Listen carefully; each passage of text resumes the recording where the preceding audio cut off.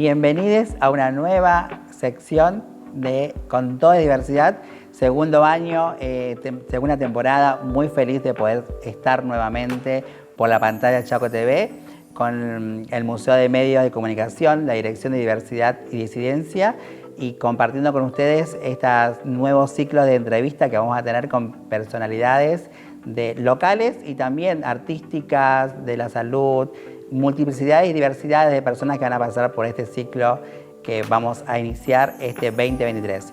En esta oportunidad vamos a estar con Claudia Murabchi. Ella es magíster Dolor en la Universidad de Salamanca, médica especialista en terapia intensiva, médica especialista en cuidados paliativos.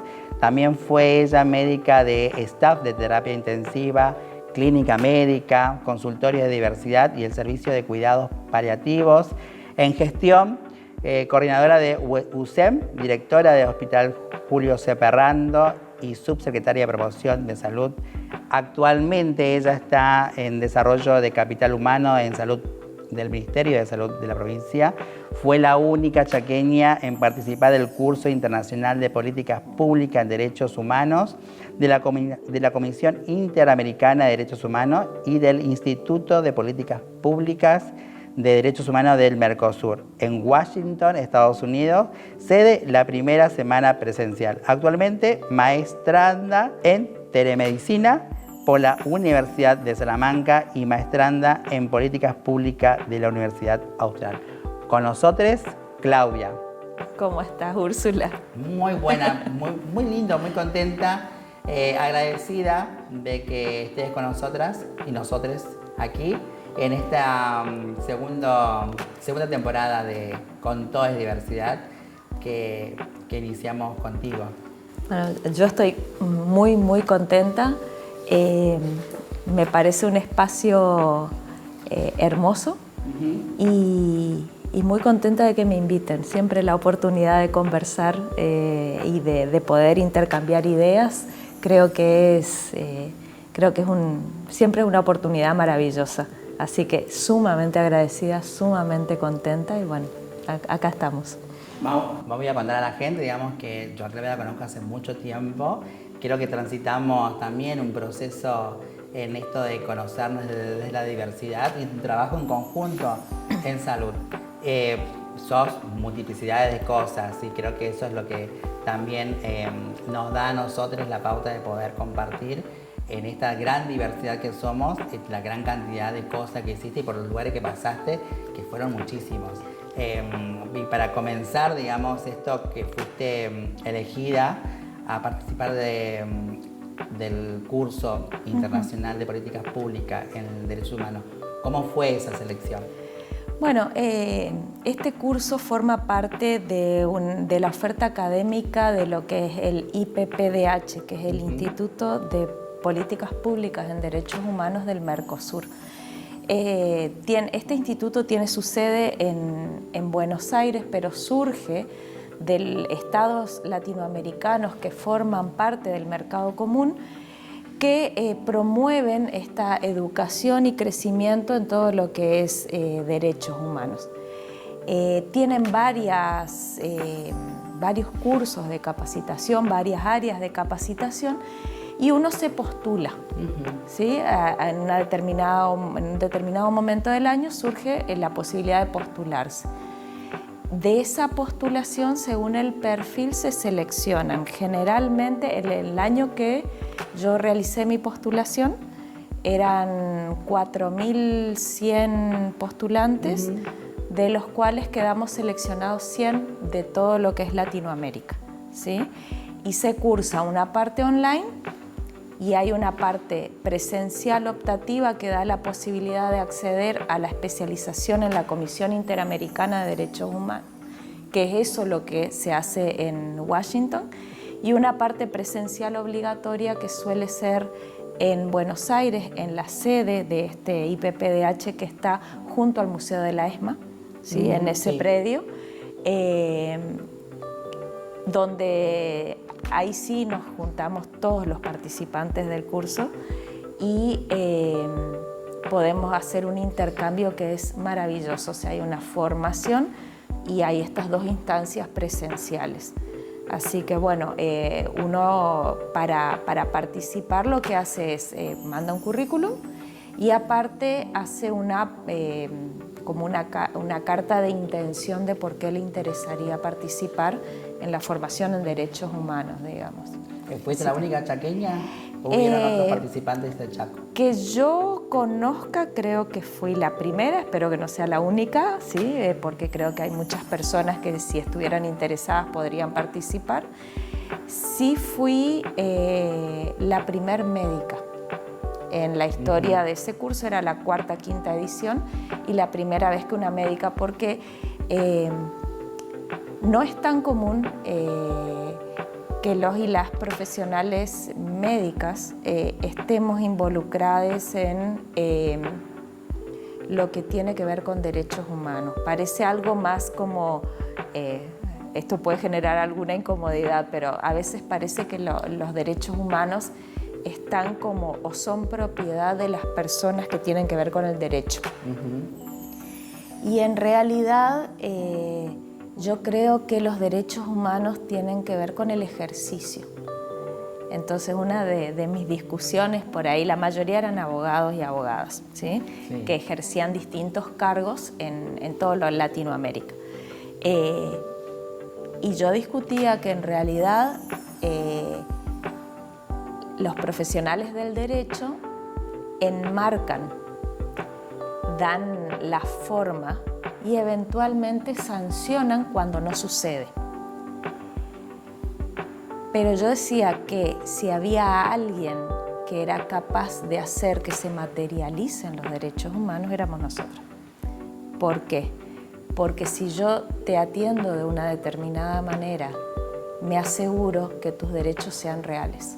Ajá. Entonces, yo soy una convencida de que, creo que en forma universal, voy a hablar de lo que es mi área, que es el área de salud, el área de la medicina en particular, la enseñanza, pero no como información, sino la enseñanza para el ejercicio de los derechos humanos, hace que los derechos humanos sean tangibles. Entonces, ¿por qué no participar de una instancia de políticas públicas? Yo tengo, no figura ahí, pero he tenido un momento muy fuerte de formación en bioética también, ¿sí? Entonces, la bioética, los derechos humanos, el pensar de una determinada manera cuando tengo el encuentro con el otro, porque la relación con los y las pacientes tiene que ver con un encuentro con otro. Entonces, si yo lo puedo a ese encuentro construir desde los derechos, es totalmente distinto. Porque si no, los derechos humanos parece ser algo externo, sí. Algo que es, bueno, si no cumplen, denuncio, si no denuncio, bueno, y el cambio para mí no pasa por ahí, no pasa solo por la posibilidad de denunciar y de tener a dónde y de tener a alguien que te defienda, sino pasa por hacer las cosas de forma distinta, donde uno puede ejercer desde los derechos. Y bueno, que cuando no se cumplan, bueno, ahí sí denunciamos. Pero si no, parece que derechos humanos tiene que ver solamente con una guerra de denuncia contra denuncia, de sanción, sí. Y demás. En este camino que viniste haciendo, digamos, sí. Y transitando, ¿cómo vos ves los nuevos interrogantes que quedan para la salud pública en el Chaco? ¿Y cómo es participar de ese curso? ¿Qué características tenía, digamos? A nosotros nos educan en medicina para hacer un trabajo obviamente muy orientado hacia lo asistencial, ¿sí? O sea, estudiar, tener técnica, conocimientos que son sumamente necesarios, pero que aparte depende de qué escuela, ¿no? Hay distintas escuelas de medicina, si algunas más humanistas, algunas más orientadas hacia la tecnología, depende de la especialidad también, pero generalmente un buen médico es aquel que sabe mucho y que sabe mucho de técnica. Y la técnica es muy importante, pero no sirve sin contexto. O sea, si yo te voy a indicar un tratamiento, yo tengo que saber cuáles son tus deseos, qué cosmovisión personal tenés respecto a ciertas cosas, qué estás dispuesta a arriesgar, qué estás dispuesta a ceder, qué miedos tenés, qué posibilidades tenés para enfrentar un determinado tratamiento, por ejemplo. Si yo no tengo en cuenta todo eso, mi tratamiento es insuficiente o es incompleto, si se quiere. Sí o sí somos personas únicas e irrepetibles y por lo tanto, y eso lleva tiempo, lleva trabajo en consultorio, lleva una serie de cosas. Entonces, a mí la reunión en Washington me enseñó un montón de cosas que tienen que ver con el ejercicio de la medicina. O también, si se quiere, con el ejercicio de la salud, ¿sí? Con ser una profesional de salud. Porque yo tuve la posibilidad, cuando estuve en Washington, en la Comisión Interamericana de Derechos Humanos, que es una instancia para acceder a un juicio internacional, ¿sí? O sea, agotadas las instancias en Argentina, por ejemplo, yo voy a dar el ejemplo de Argentina, sucede lo mismo en toda Latinoamérica. Agotadas las instancias de reclamo en Argentina, puedo presentar una demanda ante la Corte Interamericana. Que digo, la justicia en mi país no me está resolviendo, me resulta insuficiente. ¿Sí? ¿Qué poder tiene la Comisión Interamericana? Y se llama soft power, pero no por eso deja de ser importante. ¿Qué quiere decir? Que ellos van a emitir un dictamen y que quizás ese dictamen pueda decir este país no cumple con los derechos humanos, no cumple con las leyes internacionales de protección, puede haber un dictamen en contra, ¿sí? Y en realidad a nadie le gusta quedar ante la comunidad internacional expuesta y diciendo, che, la justicia acá no funciona. Y tuve la oportunidad de presenciar el reclamo de Tucumán, de una ONG, de un grupo de mujeres que presentaron el caso de la niña de 11 años que fue obligada a gestar, ¿sí? Que luego se hizo la cesárea, ya se hizo como una interrupción ya prolongada en el tiempo. Y este caso que fue llevada por estas mujeres ante la Comisión Interamericana, o sea, están los jueces, que son los comisionados, especialistas en distintas áreas del derecho que implicaban este caso, las mujeres que presentaban el caso y el gobierno argentino que tenía que defenderse en ese momento. Y fue increíble, o sea, increíble por las argumentaciones, por todo eso, y cómo se le exigía al país una respuesta distinta. O una respuesta quizás más clara y más contundente al respecto. Y eso repercute directamente si yo me encuentro en la situación de tener que ofrecer el acceso a derechos IVE-ILE a una niña, a una adolescente, a una mujer. Entonces, todo eso a mí me da un respaldo y una solidez para pararme, para ofrecer un tratamiento técnico puro, ¿sí? IVE-ILE, cuánto tiempo de gestación, en qué circunstancias, aplico protocolo y entrego una medicación. Pero eso está en el marco de todo esto que es social, comunitario, humanitario. Entonces, entender cómo funciona eso, para mí fue maravilloso. Y después el contacto con personas funcionarios, que hoy veníamos conversando de qué es ser funcionaria, digamos, de toda Latinoamérica y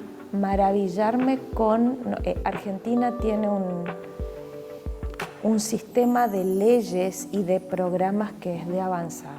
O sea, realmente estamos a la vanguardia en Latinoamérica en un montón de cosas, un montón. A veces no se llevan a cabo, pero de que las tenemos, que las discutimos y que podemos contar con eso es muy, muy, muy lindo.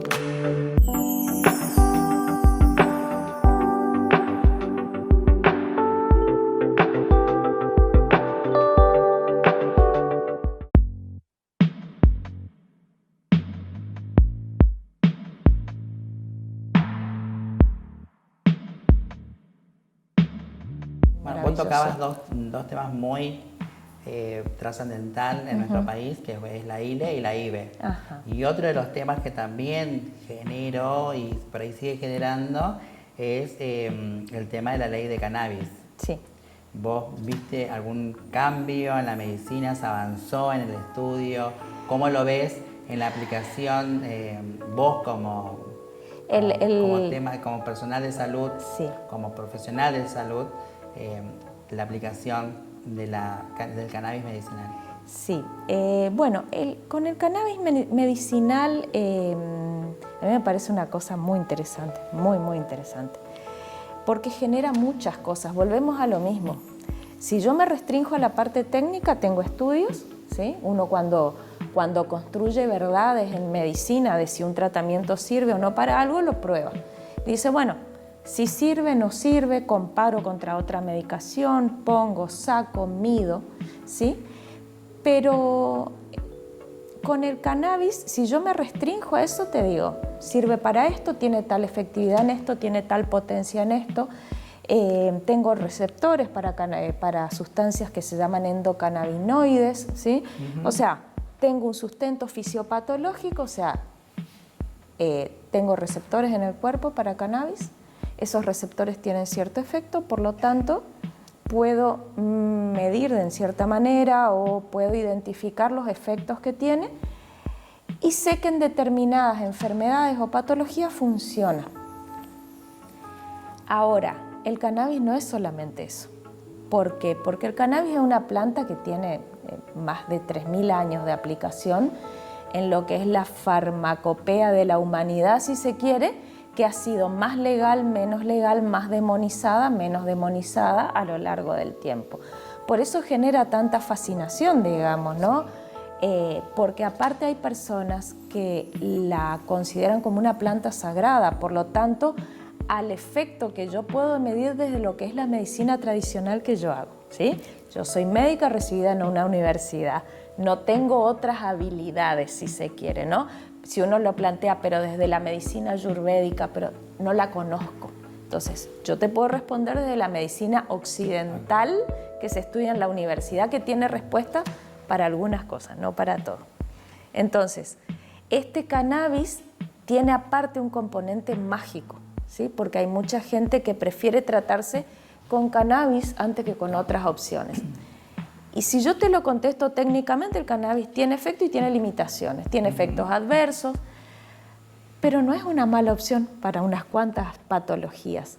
El problema, esto es una opinión respecto de la ley en su momento, creo que ahora se está avanzando al respecto, pero fue una ley sí, pero no. O sea, sí habilito para el estudio, digo que es legal, pero en realidad no habilito a los profesionales a usarla, y encima nos dejan sin las herramientas de toda la maquinaria necesaria para medir qué estamos indicando, porque el cannabis tiene una característica que es que la combinación de tanta cantidad de principios activos que tiene hacen que cada planta sea prácticamente única. Por eso no se sintetiza, o sea, hay síntesis en laboratorio, pero poca. Por eso se sigue usando la planta, porque si no las grandes industrias ya hubieran sintetizado y ya compraríamos cannabis sintetizado. Exactamente. No lo podemos hacer. La cuestión del cannabis tiene que ver con los cuidados paliativos. A veces sí. ¿Por qué? Porque en algunos casos se plantea el uso de cannabis dentro de lo que se llama uso compasivo. ¿Qué quiere decir? Son drogas que uno las considera un poco riesgosas, y que no tendrían tanto respaldo científico en cuanto a su efectividad, ¿sí? Ahora, ese uso compasivo quiere decir, y yo no sé si le va a hacer bien o no, lo uso porque esta persona está en situación de fin de vida, si se quiere. Por eso se relaciona con los cuidados paliativos. También se relaciona con los cuidados paliativos porque efectos del cannabis son aumentar el apetito, mejorar el humor, mejorar el descanso, tiene efectos sobre el dolor. Entonces son todo varias cosas que uno busca en una persona que está atravesando una enfermedad oncológica avanzada, por ejemplo. Mi experiencia personal en pacientes que me comentan que lo han utilizado es que a una parte les hace bien y a otra parte no le hace nada.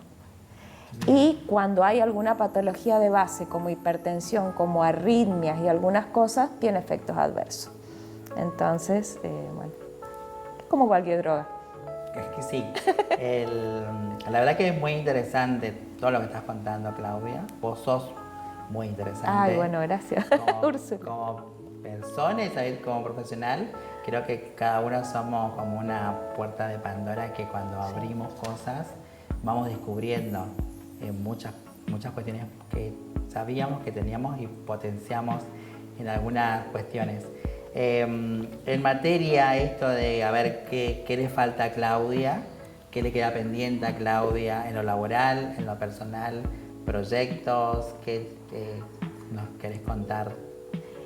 ¿Qué le faltaría a Claudia para culminar en lo tanto personal como, viste que no tenemos como tampoco un límite?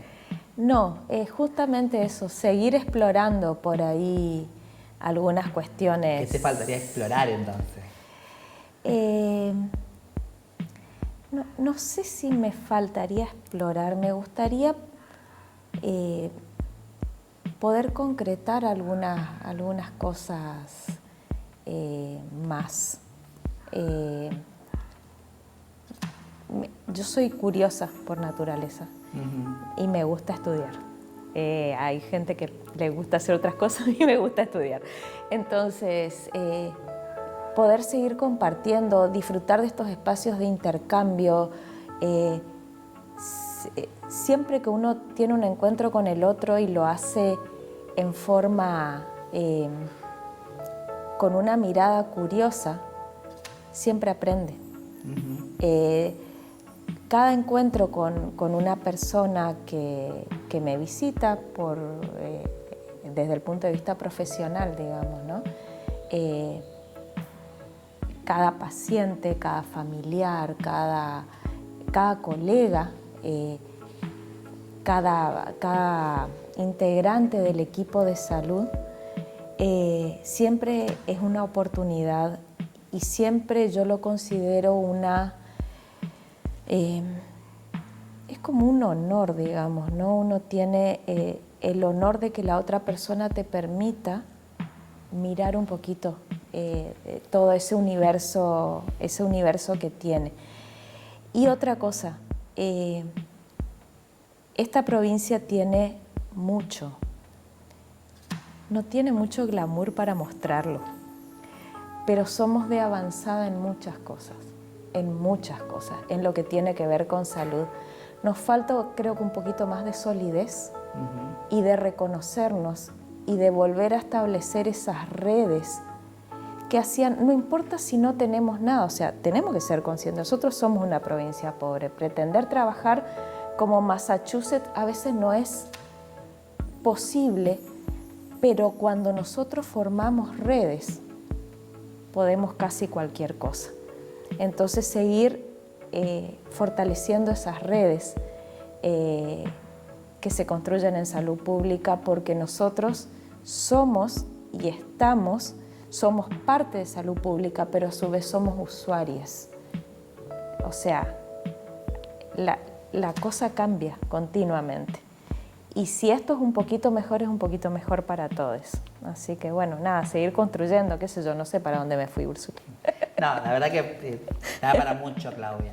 Da para mucho y esto es un ciclo que dura media hora para que la gente que está del otro lado mirando pueda conocer un poquito más de Claudia Murapchik. Sí. Y que creo que de a poquito vamos a descubrir muchas más Claudias y seguramente esta no va a ser la primera ni última vez. Yo te agradezco un montón que hayas venido Muchísimas y ser gracias. parte de esta Muchísimas locura gracias. de poder compartir junto con nosotros, junto con el Museo de Media y Comunicación, la Dirección de Diversidad, Disidencia Sexual e Identidad de Género, junto con Chaco TV, mostrar a la gente un poquito de las personas que tiene la provincia y la calidad humana que tenemos de profesionalidades y también seguramente artísticos en la diversidad en su conjunto. Así También que gracias. bailaba, así que sí. Te agradezco un montón. Y esto fue un encuentro con Claudia Moravchik.